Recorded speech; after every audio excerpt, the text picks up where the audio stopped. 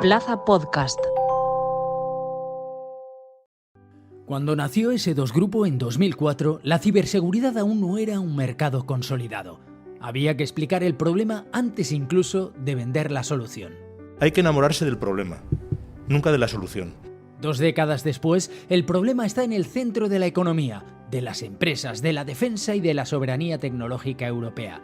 La inteligencia artificial, la computación cuántica y la guerra digital han acelerado todos los riesgos. Esto no es una evolución, es una revolución. Y desde Valencia, S2 Grupo quiere jugar un papel protagonista en ese nuevo escenario. Quiero desarrollar una empresa puntera en Valencia con tecnología valenciana e instalándola en todos los sitios del mundo. Hoy, en Territorio Empresa, conversamos con Pepe Rosell, CEO de S2 Grupo. Territorio Empresa, un podcast de Banco Sabadell. Pepe Rosell, ¿qué tal? Muy buenas. Muy bien, ¿y tú? ¿Todo bien? Pues muy bien, muchas gracias por el interés. ¿Qué es S2 Grupo? Bueno, S2 Grupo es una compañía que hemos construido con muchísimo trabajo y durante muchos años, tenemos ya 22 años, empezamos en 2004. Es una compañía muy peculiar, valenciana, eso hay que decirlo antes de nada, una compañía española de la Unión Europea, especializada en ciberseguridad. Hoy ya todos hablamos de ciberseguridad como si fuese una cosa eterna, ¿no? Parece que la ciberseguridad esté con nosotros toda la vida, pero no. Cuando nosotros empezamos había que crear el mercado, no existía. En el año 2004 el concepto de ciberseguridad no existía, no estaba acuñado. Se hablaba de seguridad informática, un término que a mí no me gusta nada, o seguridad de la información, que queda muy corto. Y bueno, a partir del 2010 más o menos empezó a extender el concepto de ciberseguridad, ¿no? Entonces, S2 Grupo es una empresa de ciberseguridad especializada, solo trabajamos en ciberseguridad, un tanto peculiar, porque bueno, yo vengo del mundo industrial, yo soy ingeniero industrial, y por tanto el foco de la ciberseguridad siempre estuvo en los dos mundos, en el mundo informático, de telecomunicaciones, la parte que llamamos IT, tecnologías de la información, pero también muy enfocado al mundo industrial, en lo que llamamos OT, tecnologías de la operación, los sistemas de control industrial, fusionado en una sola compañía que desde el principio, desde hace 22 años, está trabajando en la ciberseguridad de entornos IT y OT. Entonces somos una rara avis, porque eso no es normal. Nosotros somos una empresa de ciberseguridad, como muchas más, pero somos muy especiales en el foco que hemos tenido siempre en el ámbito de la ciberseguridad también industrial, ¿no? Eso. Yo creo que tenemos mucho que hablar acerca de ciberseguridad y del momento actual que estamos viviendo, pero yo quiero saber cómo llega S2 Grupo al punto en el que se encuentra ahora, desde una startup a 700 trabajadores, presencia en 35 países. Es curioso, yo no sabía que éramos una startup. Y después, porque tampoco existía o se utilizaba no existía mucho, el concepto, ¿no? Y al cabo de los años me enteré que fui una startup. No sabía que era el Valle de la Muerte y al cabo de unos años me enteré que había pasado el Valle de la Muerte. Digo, todos estos conceptos startuperos que están ahora tan de moda y que la gente joven pues lo ve como una cosa relativamente normal, voy a crear una startup, bueno, ya sé que tengo ahí el Valle de la Muerte, que tengo que empezar a facturar, pues yo los pasé y la verdad es que ni me enteré. Quizá por eso, como no sabía que era imposible, quizá por eso lo conseguí, ¿no? Pasé el Valle de la Muerte, las pasamos canutas, pues como todo el que empieza con una empresa. Éramos 2 ingenieros más jóvenes que ahora, evidentemente, que montamos una empresa en un sector que no existía el sector de la seguridad. Había muy pocas empresas que trabajaban en seguridad y nosotros nos emperramos en aquel momento en crear una empresa en Valencia, experta en tecnología, dedicada a la ciberseguridad. La gente nos decía que estábamos locos, quizá tuviesen un poquito de razón. Dice, pero bueno, visto un poco en perspectiva, la verdad es que ha sido una maravilla, ha sido un viaje, alucinante. ¿Qué ha sido lo más difícil en todos estos años? Entender, nosotros somos ingenieros y entender que el dinero no cae del cielo, que cuando vas a un banco a pedir dinero te dicen ¿qué tiene usted? Y cuando le dices que te dedicas a desarrollar tecnología o desarrollar herramientas aquí en Valencia, pues nadie te ayuda. Sinceramente, estás más solo que la una. Dice, es verdad que ha habido bancos como el Banco Sabadell que han creído en nosotros. Dice, y desde el principio pues yo creo que nos han apostado por nosotros y han apostado por una empresa intensiva en conocimiento. Nosotros somos una empresa de la economía del conocimiento, mucho activo intangible, cosas que no se pueden tocar. No tenemos edificios, no tenemos líneas de producción, tenemos herramientas, tecnología de software, herramientas de ciberdefensa, pero eso cuando en el mundo financiero no se entiende muy bien. Bueno, en el mundo financiero normalmente aquí en España y en Europa. Porque en Estados Unidos una empresa como la nuestra te vas con permiso, con un PowerPoint y con esta idea y te ponen mucho dinero encima de la mesa. Pero aquí no. Aquí aún tenemos tenemos que convertir un poco el concepto de lo que es la inversión en activos tangibles en inversión en activos intangibles. Yo creo que eso es uno de los grandes debes de Europa. Dice, darse cuenta que en el mundo en el que vivimos, en el siglo XXI, los activos intangibles valen muchísimo más que los tangibles. Uno de los grandes retos, que eso se entienda y que eso se traspase. Tú has trabajado últimamente también mucho con emprendedores. Sí, me gusta mucho porque, como te decía, esto que a mí me pasó, que cuando fui a pedir dinero, pues no era fácil que me apoyasen, vamos. Yo no quiero que le pase a la gente joven. Yo veo a la gente joven que tiene muchas ganas. Aquí en Valencia, en la Comunidad Valenciana, tenemos escuelas magníficas de gente que tiene muchas ideas y que tiene ganas de emprender y tienen que recibir ayuda, ¿no? Yo creo que una de las grandes apuestas de la Comunidad Valenciana y de Valencia es apostar por ese emprendimiento. Lo ha hecho Juan Roche en Lanzadera, lo están haciendo en Insomnia, Kilómetro Cero. Es decir, tenemos mucho ecosistema de emprendedores y a los emprendedores hay que ayudarles. Hay que decirles que cuando uno tiene una idea hay que apostar por ella, hay que sacrificarse mucho. La cultura del esfuerzo es importantísima y yo creo que ahí tenemos que echarles un cable para decirles que, bueno, hay que facturar. Dices, no, yo voy a crear una cosa que es una cosa maravillosa. Dice, ya, pero esto tiene que servir para algo. Dice, al final yo les digo mucho a los emprendedores, les digo, mira, hay que enamorarse del problema, nunca de la solución. El problema, tienes que identificar un problema. La gente dice, yo quiero ser emprendedor. Y dice, ya, ¿pero en qué? Dice, tendrás que tener algo para emprender, ¿no? No se puede emprender. Y le dices, vamos a ver, tú tienes que observar el mundo, identificar un problema, algo que tú creas que puedes resolver y poner una solución encima de la mesa. Ojo, no te enamores de la solución, enamórate del problema, porque las soluciones van cambiando con el tiempo, van cambiando con la tecnología. Estos son historias de fracasos, por ejemplo la de Kodak, que se enamoró de su solución, que era el carrete. Y el problema no era el carrete de fotos, el problema era almacenar recuerdos. Y todo eso ha ido evolucionando con la tecnología. Pues a los emprendedores una de las cosas que tienen que entender es que primero uno no nace y dice, voy a ser emprendedor. Y dice, ¿en qué? Esto es muy típico, ¿eh? Dice, o los otros que dicen, no, yo voy a pegar un pelotazo. Y dice, bueno, ya hemos acabado de hablar. Yo ya en eso sí que no ayudo, ¿eh? Y a mí lo de los pelotazos, yo no creo en los pelotazos, creo en los empresarios, creo en los emprendedores que quieren ser empresarios. En eso sí que creo, y mucho. Vamos a hablar de ese tema también y de cómo uno se convierte en empresario y cómo se realiza todo ese trabajo y cómo se generan esos equipos, que también son muy importantes y sé que cobran muchísimo protagonismo en ese dos grupos. Pero nos hablabas antes del problema y de un mercado que no existía, el de la ciberseguridad. ¿Cómo se construye una empresa para decirle a todo el mundo, existe este problema, aunque no lo tenéis identificado?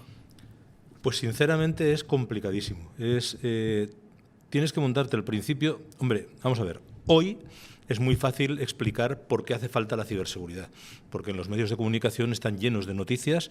Yo trabajo en un mundo en el que hay muchas cosas de las que hago que no puedo contar. Con lo cual, aunque sepa determinadas cosas, no las puedo utilizar para convencerte a ti que necesitas un determinado servicio. Al principio, que los medios de comunicación no estaban, digamos, al tanto de lo que estaba ocurriendo, era muy difícil. Tenías que montarte una historia para explicarle a un director de informática o a un CEO o a un propietario de una empresa por qué necesitaba invertir en seguridad. El símil que utilizábamos aquel entonces era más el relacionado con la seguridad física, ¿no? Digo, haciendo una comparación entre los datos y lo que uno tiene dentro de un entorno físico que quiere proteger. Pero era complicado. Entonces fue trabajo de pico y pala. Al principio fue durísimo. Al principio fue muy, muy difícil intentar convencer a la gente que necesitaba invertir en algo para lo que no tenía necesidad. O sea, no veía la necesidad, no había publicación de incidentes, no había todas estas hecatombes que pasan de vez en cuando con un incidente de seguridad, no había conflictos armados donde se utilizase la tecnología como un elemento de guerra. Dice, hoy sí. Entonces hoy es muy fácil explicarlo, pero en su momento fue complicadísimo. Yo creo que tuvimos que hacer ahí yo no he sido nunca vendedor, pero yo explico lo que pasa. Dice, y explicando lo que pasa, pues intento que la gente entienda el problema que puede tener. Yo creo que ahí aprendimos a explicar un problema que no era un problema socialmente reconocido, sigue sin ser un problema socialmente reconocido. Digo a nivel de ciudadanía. Sí, las grandes empresas lo tienen claro, pero el ciudadano de pie, mientras siga utilizando patata como contraseña en lugar de algo para comer, pues sinceramente creo que no vamos a solucionar el problema. Entonces, yo creo que el ciudadano de pie no tiene identificado el problema aún, no sabe la magnitud del problema al que nos enfrentamos. En aquel entonces, ni el ciudadano de pie, ni los empresarios pequeños, ni los empresarios grandes. Pues definamos ese problema. ¿Cuál es? ¿Estamos en riesgo? Estamos en un riesgo descomunal. O sea, todo el riesgo ha ido creciendo. Yo recuerdo cuando empezamos hablábamos mucho de protección de datos. Hablábamos de la ley de protección de datos, hablábamos de protección de ese elemento que teníamos en las compañías, que era la información. Empezamos trabajando con la protección de información y hemos ido evolucionando. En el año 2010 tuvimos el primer gran incidente de ciberseguridad industrial, que fue en la central nuclear de Natanz, un bicho que se llamó Stuxnet, que fue un bicho que, bueno, los periódicos dijeron en su momento que lo habían desarrollado entre la CIA y el Servicio de Inteligencia israelí. Y bueno, eso fue el primer ciberataque a un sistema de control del que hemos tenido conocimiento. Era un acto, en mi opinión, un acto de guerra, de una guerra diferente. No es una guerra, digamos, cinética como la que vemos en la televisión. Es un tipo de guerra diferente, es una guerra del mundo digital. Pero el hecho cierto es que en aquel momento cambió un poco el paradigma. Ya no hablábamos solo de seguridad de los datos, de la información, empezamos a hablar de seguridad de las infraestructuras físicas. Ya una central nuclear son palabras mayores. Y entonces a partir de ahí ha evolucionado muchísimo. En ese momento empezamos a ver ataques a sistemas de control industrial en infraestructuras críticas. Al principio los veíamos los que nos dedicábamos a esto, hoy los ve ya la ciudadanía, ya los ve, desde luego las empresas lo tienen clarísimo.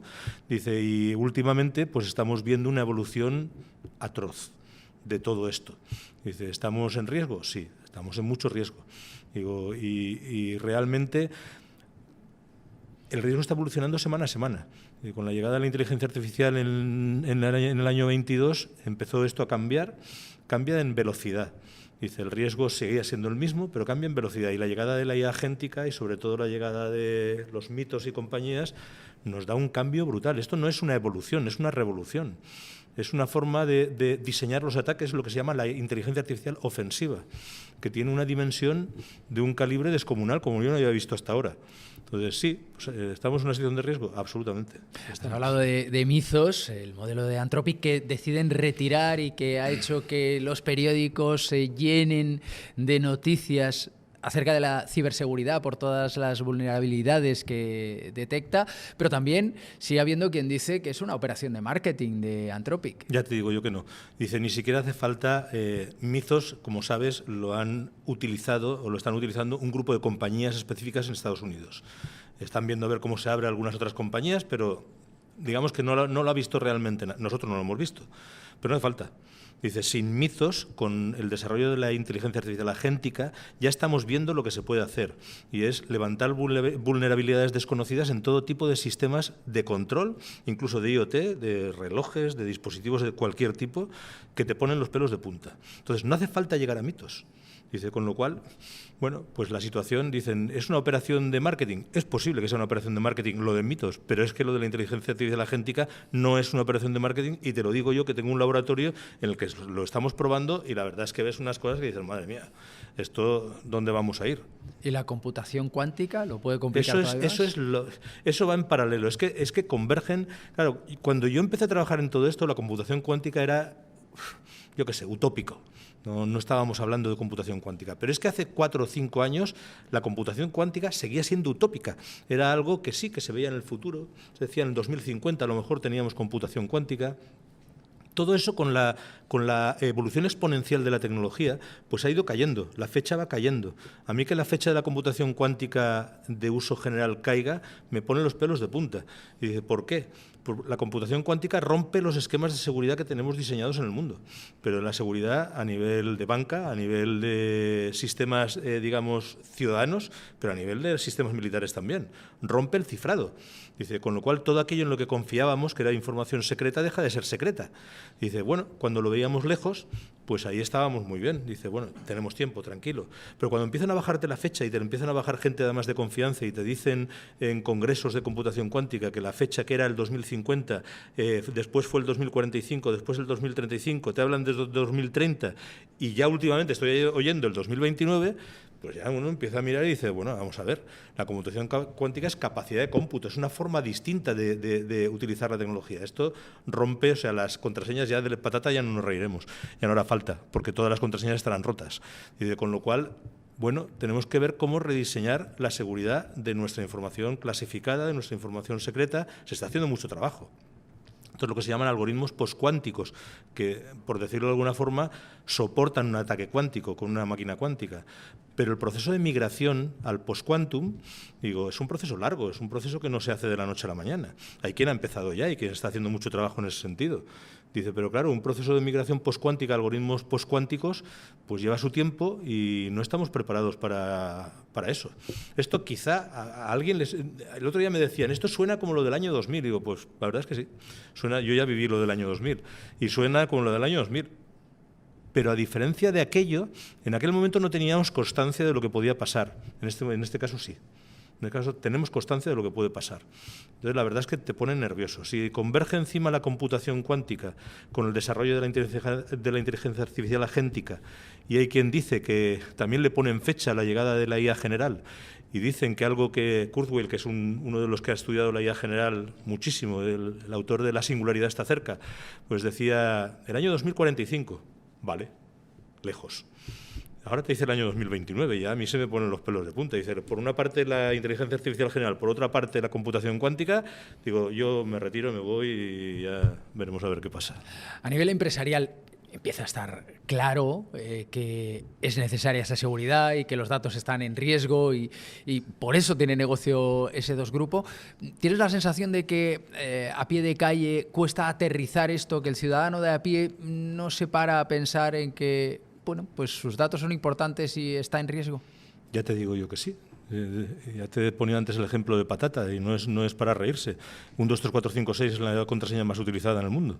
Dice, al final, cuando tú utilizas contraseñas triviales, que yo las rompo con un programita de ataque por fuerza bruta, cuestión de segundos, o cuando compartes la contraseña y utilizas la misma contraseña para acceder al trabajo corporativo, al banco, a tus secretos más secretos, dice, y utilizas en todos los sitios la misma contraseña, pues evidentemente tenemos un problema de concienciación. Y es clarísimo el problema de concienciación. Hay gente que te dice, no, sí, yo lo entiendo.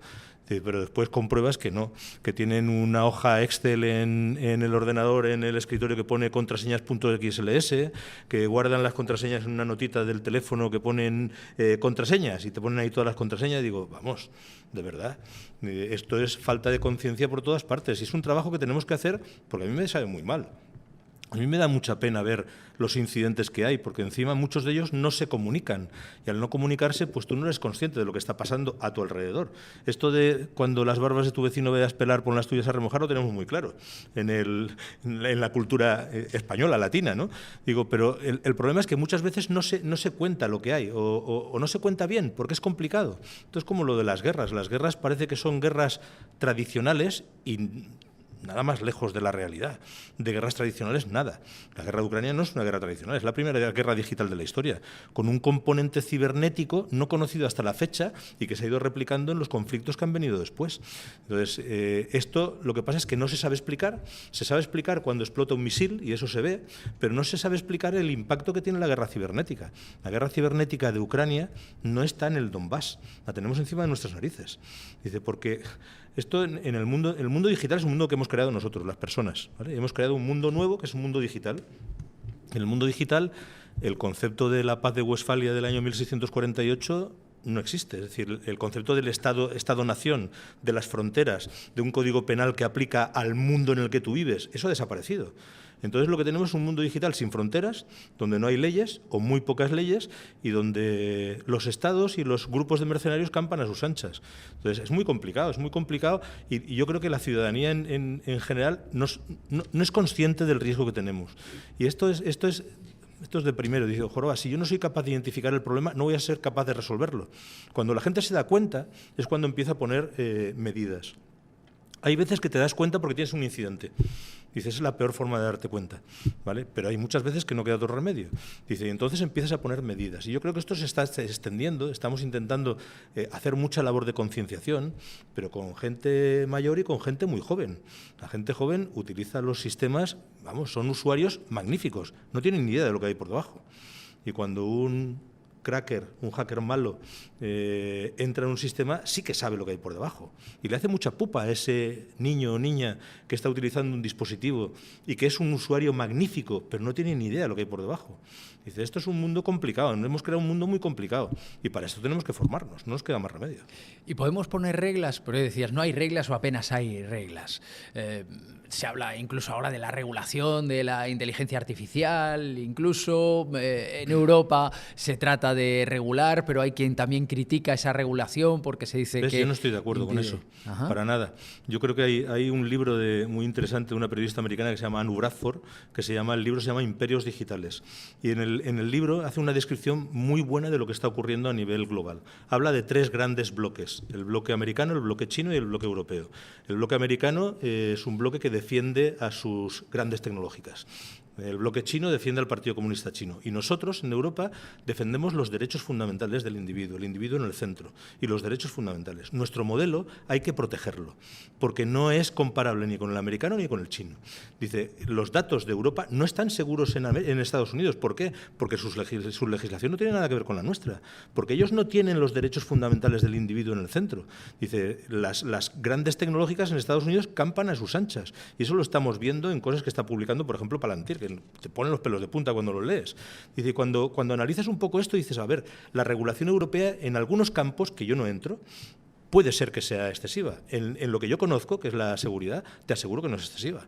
Lo que está haciendo la regulación es poner un marco de protección a lo que nosotros hemos dicho que tiene que ser nuestra forma de convivir. Es la sociedad que nosotros hemos creado en Europa, con nuestros derechos y con nuestro foco en los derechos fundamentales del individuo. Dice, y para eso hay que protegerlo. El único problema no es la regulación, el exceso de regulación, el problema es que no se cumple, que es diferente. Es decir, la regulación que diseñamos en Europa, bajo mi punto de vista en seguridad, está bien, lo que pasa es que llegan las tecnológicas americanas, y no te quiero decir nada de las chinas como TikTok, y se las saltan como les da la gana. Dice, a lo mejor les ponen una multa, sí, pero es una pequeñez. Yo creo que en Europa nos deberíamos de poner muy serios con esto que llamamos la soberanía tecnológica y creo que se están dando pasos en este camino, ¿no? Es decir, oye, ya está bien. Dice, nosotros tenemos unas normas que hay que cumplir, las tienen que cumplir todas las empresas, las europeas, por supuesto, y ya lo hacemos, pero las americanas que vengan, o las chinas, o las de donde sea. Si quieren hacer negocio y desarrollar negocio aquí, tienen que cumplir nuestras leyes. Dice, y eso es lo que no está pasando. Y perseguir eso es muy complicado. Pero no hay exceso de regulación en el mundo de la ciberseguridad. Es más, lo que hay es un defecto de aplicación, no un exceso de regulación. Y si en el mundo nos pusimos de acuerdo para regular la bomba nuclear, porque era un riesgo, ante este riesgo, ¿es imposible que nos pongamos de acuerdo? A ver, hay otro libro de un señor que fundó, se llama Suleiman, se llama La próxima ola, de Next Wave, y dice, básicamente lo que dice es que la inteligencia artificial es la primera tecnología de propósito general que no vamos a ser capaces de controlar. La energía nuclear, efectivamente, la hemos controlado, entre comillas. Hay una diferencia. El acceso a la tecnología nuclear es muy reducido, ¿vale? Hay muy poca gente que tenga, o estados que tengan acceso a ese tipo de tecnología. El problema de la inteligencia artificial es que tiene un acceso masivo y no vamos a ser capaces de ponerle puertas al campo, no vamos a ser capaces de controlarla. Con lo cual, por mucho que diga, pues incluso el Papa en su encíclica, o que digan muchos expertos que habría que pararlo, que yo estoy de acuerdo, la conclusión es no se puede parar. Es que tú no vas a poder parar el desarrollo de la inteligencia artificial en China. Es que el desarrollo de la inteligencia artificial agéntica en Estados Unidos va semana a semana.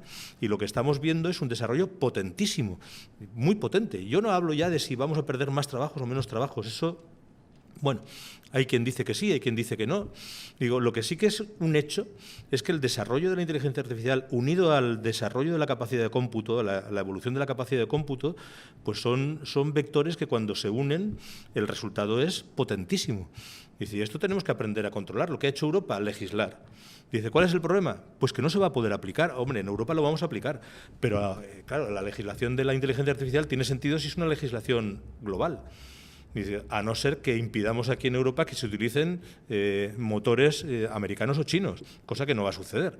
Con lo cual lo veo complicado, veo una situación complicada. Es verdad que ha habido otras tecnologías de uso general que las hemos podido controlar. Esta, yo estoy de acuerdo con lo que dice Suleiman, que es una tecnología de propósito general que no estamos pudiendo controlar. Está fuera de, o sea, se nos escapa de las manos. Esto que ha hecho Anthropic es, que lo has dicho tú, es un ejemplo que a mí me parece muy bien lo que ha hecho. Hombre, que le dé esa tecnología a las empresas americanas. A Palantir, por ejemplo. Y no se lo dé a las empresas europeas, eso ya no me parece bien. Dice, con lo cual, ¿de qué estamos hablando? Estamos hablando que cuando te decía lo de imperios digitales, al final en China se protege el Partido Comunista Chino, en Estados Unidos sus grandes tecnológicas, en Europa en los derechos del individuo, y lo que le dice la periodista es que hay una guerra horizontal entre los tres modelos. Dice, el modelo americano está en decadencia, el modelo chino está creciendo y Europa está a verlas venir. Dice, hemos estado mucho tiempo sin invertir en desarrollo de tecnología, hemos dejado que nuestras grandes tecnológicas caigan. Los Ericsson, los Nokia, no tenemos grandes tecnológicas en Europa. Ahora, bueno, parece que nos hemos dado cuenta y hay un resurgir de la apuesta por la soberanía tecnológica con la que yo estoy súper de acuerdo. Dice, y sí que es verdad que hay un movimiento en Europa que dice, oiga, vamos a invertir en tecnología y en defensa, de una vez por todas, vamos a ponerlo en serio. Y hay una corriente muy fuerte, liderada incluso por Ursula von der Leyen, que va diciendo, dice, es que hay que invertir en tecnología española, europea, dice, para ser independientes, para poder ser soberanos. Hay dos conceptos, dice, la autonomía estratégica es decidir qué tecnología utilizas, la soberanía es utilizar la tuya, ¿vale? Es un pequeño matiz. Lo que tenemos que apostar es por la soberanía tecnológica, utilizar tecnología de la Unión Europea. ¿Y por qué de la Unión Europea? Porque los principios sobre los que nosotros trabajamos de convivencia y de legislación son iguales. Dice, en teoría, una tecnología francesa como Mistral, como la inteligencia artificial francesa, puede estar bien, porque ellos van a garantizar por ley que se cumplen los derechos fundamentales en Europa. Dice, una tecnología como Palantir, que has dicho tú, pues si tú te lees el manifiesto de Alexander Karp, de uno de los fundadores de Palantir, bueno, asusta un poco, ¿eh? Dice, primero yo, segundo yo, tercero yo y solo yo, por si te queda alguna duda. Dice, pues bueno, esto es lo que tenemos que ponernos un poco encima de la mesa y apostar por desarrollo de tecnología europea. Y esto vuelve un poco al principio cuando hablábamos de cómo empezó S2. Nosotros en el año 2004 decidimos desarrollar tecnología española. Dice, cosa que nos decían que estábamos locos. Y nos decían, pero estáis locos, ¿para qué vais a desarrollar tecnología española? Si hay tecnología magnífica que es americana, israelí, rusa, digo, sí, por eso. Eso en aquel momento pues pareció una locura y quizá lo fuese, porque esto nos ha costado muchísimo. Invertir en tecnología en Valencia pues cuesta mucho. Dice, pero al cabo del tiempo nos hemos dado cuenta, mirando para atrás, que hicimos bien. Era la decisión correcta, quizá un poco pronto, pero era la decisión correcta. Hay que invertir en tecnología europea y tenemos que usar tecnología europea. Y nuestras grandes empresas tienen que darse cuenta que hay que usar tecnología europea. Y si te fijas un poco en lo que pasa, pues incluso en los conflictos que tenemos ahora en el mundo, y esto está publicado en las noticias, no desveló nada que sea confidencial, pero cuando Israel quiere bombardear una sede en Qatar en la que sabe que hay una reunión de gente de Hamás, pues Estados Unidos desconecta el sistema de protección de los Patriot de Qatar, entran, bombardean, salen y ya está, y se quedan más anchos que largos. Y dice, pues esto es a lo que nos enfrentamos. Dice, depende quién controle esa tecnología, pues estamos en unas manos buenas o no. Tú vienes defendiendo que hay una oportunidad importante también para la industria valenciana en la defensa. Absolutamente. Digo, por esto que estamos hablando. Yo creo que este es un momento especial desde el punto de vista del riesgo y desde el punto de vista de la oportunidad. Y además siempre van unidos, riesgo y oportunidad. Digo, es un riesgo alto, sí, no hay que desesperar, es lo que hay. Digo, pero yo veo que es una oportunidad muy buena. Una oportunidad donde hay que reinventar muchas cosas.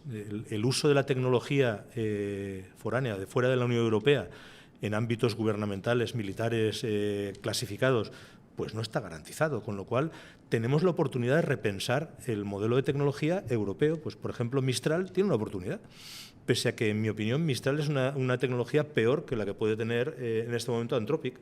Digo, pero tiene una oportunidad, ¿por qué? Porque es europea. Entonces, yo creo que aquí en la Comunidad Valenciana somos una comunidad industrial, por definición. Digo, y creo que ahora se está definiendo un tipo de industria de la defensa y un tipo de industria tecnológica donde va a primar la apuesta por lo europeo.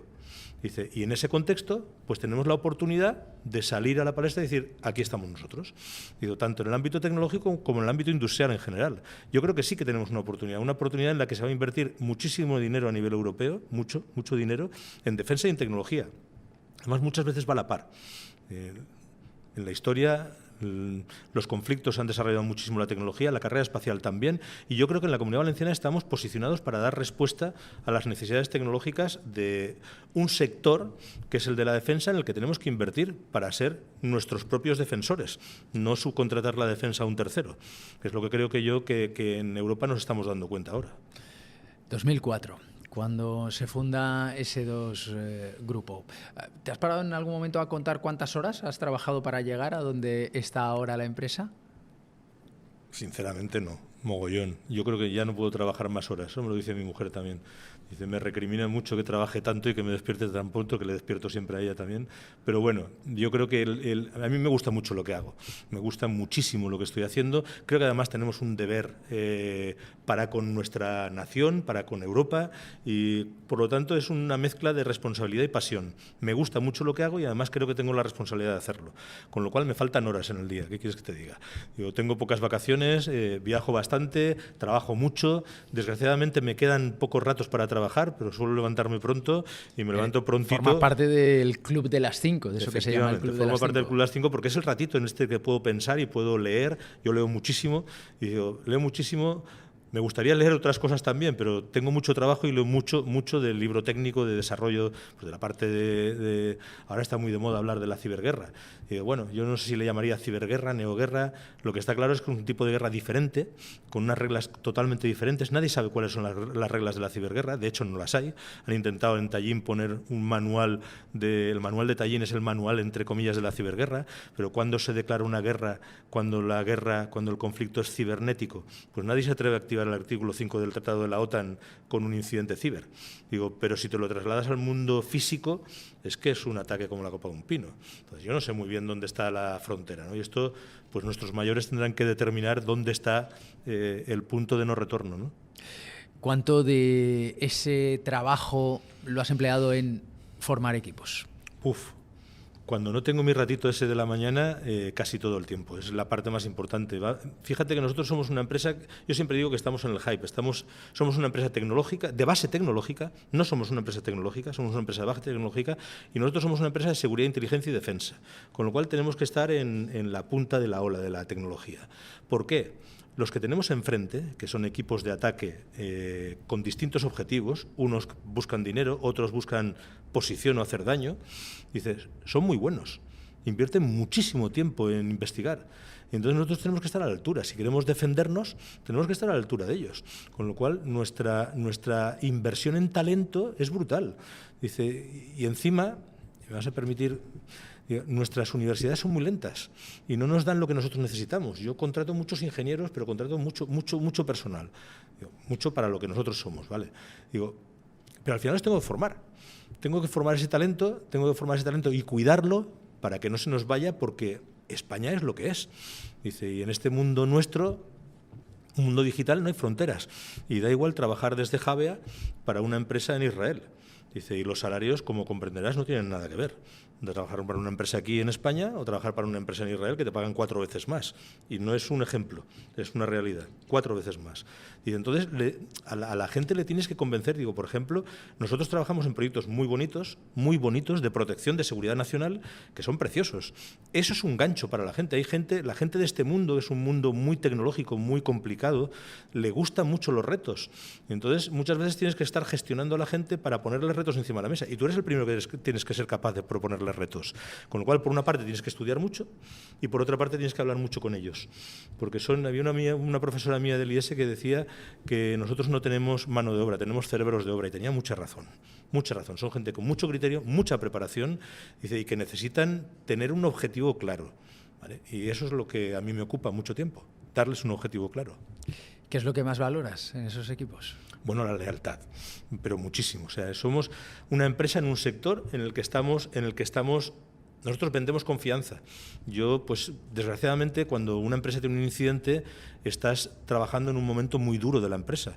Son empresas que pueden llegar a tener que cerrar, como consecuencia de un ciberincidente. Entonces hay veces que manejas información muy sensible, que estás viendo a la gente en situaciones muy comprometidas y que requieres que la gente tenga una empatía muy fuerte, ¿vale? Con tu cliente, en este caso.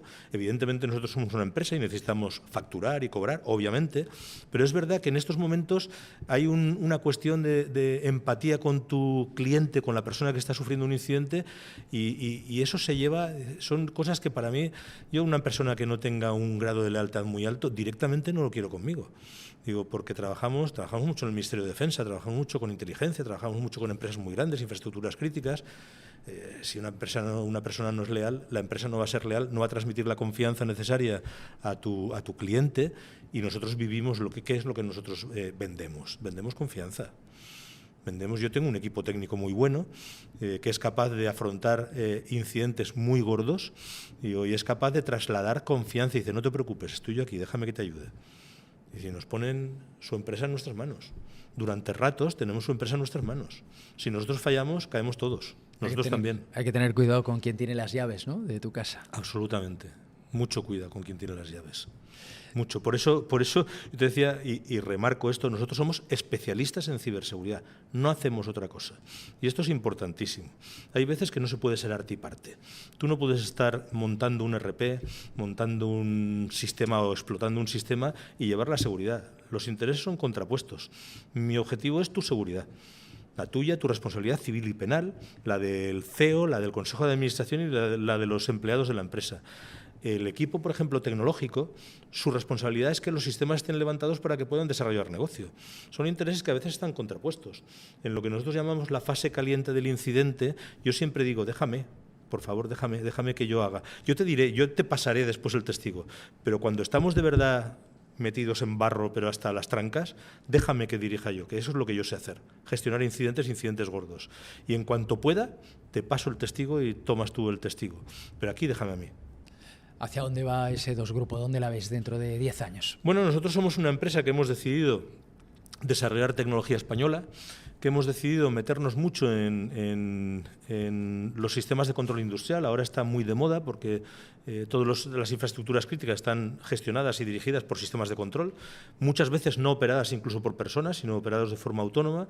Y digo, ese es un foco que nosotros hemos tenido desde que nacimos, como comentaba antes, y yo creo que en lo que veo yo en el futuro, que S2 va a jugar, desde luego en España, un papel muy importante, especializada y de nuestro tipo. Somos la única empresa que quedamos, todas las demás han ido vendiendo, somos los únicos, y aquí pues esto de solo puede quedar uno. Yo no estoy de acuerdo con eso, deberíamos ser más, digo, pero el hecho cierto es que quedamos nosotros. Hay más empresas que dicen que hacen ciberseguridad, pero se dedican a otras cosas también, ¿vale? Nosotros solo hacemos ciberseguridad. Lo que creo es que en el futuro nosotros tenemos la posibilidad de intentar ser uno de los grandes líderes en Europa de la ciberseguridad, lo que nosotros llamamos IT más OT, es decir, seguridad de los sistemas de información y de los sistemas de control industrial, todo junto, porque la seguridad no se puede separar, va toda imbricada, toda junta. Al final hemos pasado un proceso de convergencia brutal. Yo cuando empecé a trabajar en un astillero, haciendo barcos. No tenía nada que ver, yo soy ingeniero industrial. Y hacía barcos. Y yo recuerdo que en un buque de pasaje se montaba una red de cobre, que era la red de informática de los camarotes. Empezaba ya a haber informática en aquella época. Y después otra red independiente, donde iban los sistemas de control. Y los sistemas de control y la red informática estaban separados físicamente. Todo eso ha pasado un proceso de convergencia y ya está todo junto, una única red. Entonces tienes una cafetera en la misma red que una central nuclear. Eso está muy bien para muchas cosas y tiene unos cuantos problemas, ¿vale? Que unes una gran red que llamamos Internet, donde está conectado absolutamente todo, lo bueno y lo malo, los buenos y los malos. Dice, y todo esto, evidentemente, se utiliza para el bien y las cosas positivas que tienen son gigantescas y se utiliza para el mal. Y lo que tenemos que hacer es pensar que no podemos haber sufrido este proceso de digitalización o de transformación digital sin apostar porque todo eso sea seguro. La sociedad que hemos creado, la base de nuestra sociedad física es la seguridad, la base de la sociedad digital en este momento no es la seguridad, tiene que serlo. Tenemos que apostar por crear una sociedad digital segura y ahí es donde estamos. Y el futuro lo veo con una empresa con mucho crecimiento, desarrollando tecnología valenciana, española, europea, dice, apostando porque esa tecnología se utilice mucho en Europa y buscando esa independencia, esa soberanía tecnológica para nuestras empresas y para nuestros gobiernos, y para garantizar los derechos fundamentales de nuestros hijos y de nuestras hijas, de las personas que viven en la Unión Europea, con eso que nos hemos dado a nosotros, que es nuestro entorno legislativo. Dice, eso es lo que nosotros hacemos, proteger esas decisiones que tomamos ya hace tiempo. Yo creo que a lo largo de esta charla has dejado muchos mensajes para emprendedores que se quieren convertir o que se quieran convertir en empresarios. Me gustaría, para terminar, un mensaje para el Pepe Rosell de 2004. Si pudieras trasladarte, hacer una llamada y hablar con el Pepe Rosell que pone en marcha S2. No sé, a lo mejor le diría, no te metas en esto, que es muy complicado. No, a ver, fuera bromas. Es verdad que cuando te piensas estas cosas y miras un poco en perspectiva, dices, ostras, me he metido en un follón, porque esto es como la bicicleta, si paras de pedalear, se cae. Yo tengo que pagar 750 nóminas todos los meses, esto tiene que funcionar, es una apuesta muy fuerte. Yo evidentemente no voy a vender la empresa, quiero seguir teniendo una empresa valenciana. Hay muy poca ayuda para esto, muy poca. Deberíamos cambiar radicalmente la forma de apoyar. Startups tenemos muchas, scale-ups muy pocas. O sea, cuando van a escalar, al final acaban comprando los fondos americanos. Tal. Eso debe de cambiar. No es un éxito que una empresa valenciana acabe invertida por un fondo americano y facture 3.000 millones de dólares. No es un éxito, es un fracaso. Mis impuestos sirven para crear riqueza aquí en Valencia. Y con lo cual yo creo en que un startupero se convierta en un emprendedor y se convierta en un empresario. Digo, yo lo que veo es que cuando yo hice esto no tenía nada de información. Digo, si volviese al pasado haría exactamente lo mismo, cambiaría cosas, porque evidentemente equivocaciones cometemos todos y yo he cometido equivocaciones muchas. Pero intentaría hacer lo mismo. Digo, vamos, apuesto. Yo estoy muy contento con lo que hemos conseguido. Estoy muy contento de tener una empresa puntera en ciberseguridad con sede en Valencia. Yo no me voy a ir de aquí, me voy a quedar aquí en Valencia. Y mira que te lo ponen fácil para irte. Digo, pero no, yo me voy a quedar aquí en Valencia. Digo, quiero desarrollar una empresa puntera en Valencia con tecnología valenciana e instalándola en todos los sitios del mundo. Dice, en sitios quizá más normales, como pueden ser gobiernos autonómicos, como aquí el CSIR de la Comunidad Valenciana, que tiene el mejor centro de España en materia de ciberseguridad, o en sitios un poco menos digamos, normales, como puede ser el Centro de Operaciones de Seguridad del Ejército de España, o como puede ser la ONU en Nueva York, o como puede ser buques o trenes donde instalan sondas defensivas para defender esa parte industrial que hemos hablado. Lo que veo es que S2 en el futuro va a ser una empresa muy importante desde el punto de vista estratégico y de seguridad nacional, y cuando miro al pasado y tengo que responderte a la pregunta tan complicada que me has hecho, pues digo, haría lo mismo. Quizá cambiaría algunas cosas, pero básicamente haría lo mismo. Espero, claro, si pudiese volver hacia atrás, ya sabría muchas cosas que ahora sé, con lo cual no volvería a cometer los mismos errores. No me iría a pedir un crédito, dice, habiendo hecho separación de bienes y diciéndole a mi mujer, ven que tienes que firmar tú también. Digo, vaya, pues bueno. Estas son las cosas que yo intento explicarle a los emprendedores nuevos, que son errores que no deben cometer y tienen que saber que el dinero no cae del cielo y que por mucho que te vaya bien el negocio, cuanto mejor te va, más dinero necesitas. ¿Vale? No es al revés. Dice, con lo cual, bueno, tienes que pensar mucho en la financiación de tu proyecto, muchísimo. Dice, y otra cosa que también les diría y que yo miraría muy bien es los socios de viaje. Yo tengo un socio maravilloso, es muy amigo mío, he tenido otras aventuras, he visto cómo caen proyectos maravillosos por no elegir correctamente a tus compañeros de viaje. Yo siempre digo, y Miguel y yo nos reímos mucho, porque digo, a ver, esto de ser socios, Miguel y yo somos como un matrimonio sin derecho a roce. Digo, y es verdad. Esto, para lo bueno y para lo malo, estamos juntos en este barco. Digo, bueno, pues es algo que yo les diría. Digo, cuando miro hacia atrás, volvería a elegir el mismo socio, seguro. Digo, y el desarrollo, pues quizá cambiaría cosas porque errores he cometido, y unos cuantos, Digo, pero intentaría que el final fuese más o menos el mismo. Bueno, aún no he visto el final, que me queda mucho aún. Pues esperemos que tarde mucho en llegar el final, ¿no? Sí, hombre, tarda, ya te digo yo que sí. Lo que sí ha llegado es el final de la entrevista. Ha sido un placer. Igualmente, hombre, gracias. Interesantísimo. Muchas gracias.